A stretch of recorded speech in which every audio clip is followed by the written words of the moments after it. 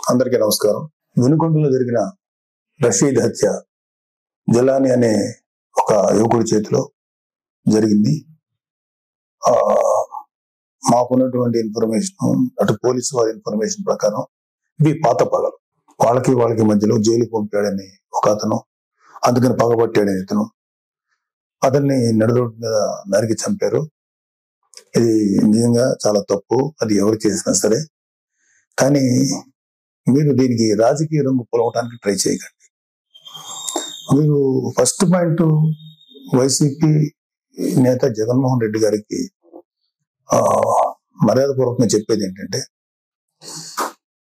ఇంతకాలం మీరు శవ రాజకీయాలు చేసే ఎంత దూరం వచ్చారు. జనాలు మీరు చెప్పే మాటల్ని నమ్మటం ఎప్పుడో మానేశారు. ఖచ్చితంగా ఈ హత్యకి సంబంధించి మేము కూడా ఖండిస్తున్నాం. ఖచ్చితంగా ఎలాంటి వ్యక్తులైనా సరే, ఈ వెనకాల ఉన్న వాళ్ళు ఎవరినైనా సరే పట్టుకొని కోర్టుకు తీసుకెళ్లి శిక్షించాలని మేము కోరుకుంటున్నాం.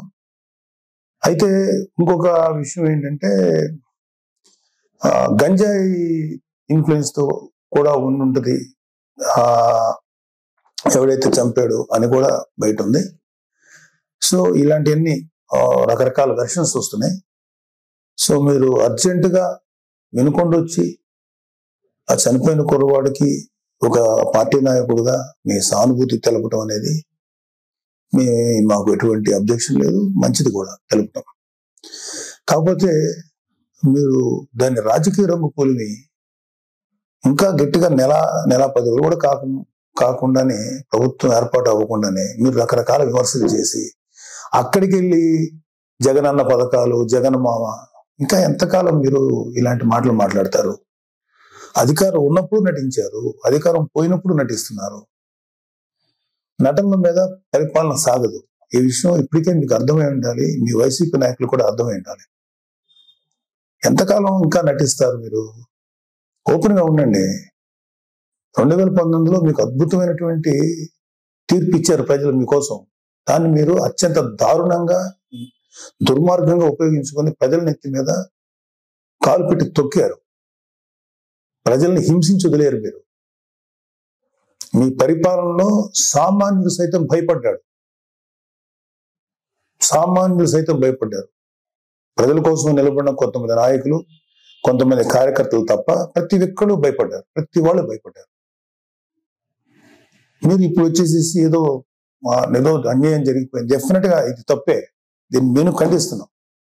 కానీ దీనికి రాజకీయ రంగు భూమి, ఈ శవ రాజకీయాలు చేయకండి. కూటమి ప్రభుత్వం పరిపాలనా పరంగా ఏదన్నా ఉంటే విమర్శించండి.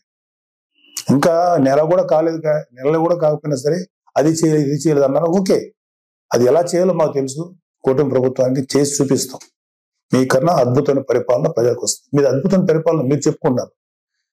అంతకన్నా దుర్మార్గ పరిపాలన భారతదేశ రాజకీయ చరిత్రలో ఏ రాష్ట్రం జరగల, ఓన్లీ ఆంధ్రప్రదేశ్లో జరిగింది. అలాంటి దుర్మార్గమైన పరిపాలన మీరు అందించారు.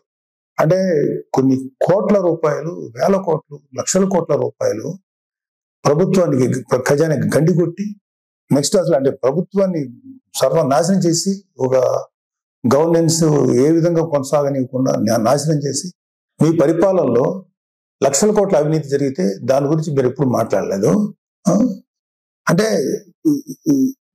మీరు పెట్టిన బొక్క, అంటే మన రాష్ట్ర ఖజానాకి కనీసం 2-3 మినిమం 4-5 ఏళ్ళు పడుతుంది మినిమం ముందు ఆ బొక్క పుడ్చడానికి.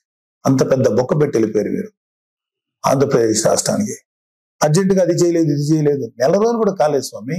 2019లో పరిపాలన మొదలుపెట్టినప్పుడు 6 నెలలు మాట్లాడలేదు ప్రతిపక్షంలో ఉన్నాం మేము.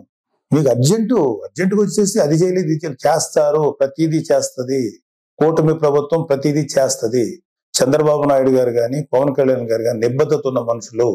ఎలా చేయాలో అలా చేస్తారు. ప్రజలకు ఎంత మంచి చేయాలో చేసి తీరుతారు. మీలాగా పెర్ఫార్మెన్స్ లో దొంగ మాటలు చెప్పి తప్పించుకునే వ్యక్తులు కాదు, గుర్తుపెట్టుకోండి. సరే, ఈ సందర్భంగా మీకు కొన్ని సింపుల్ క్వశ్చన్స్ అడుగుతాను. దానికి మీరు ఆన్సర్ చెప్పగలిగితే వెరీ హ్యాపీ.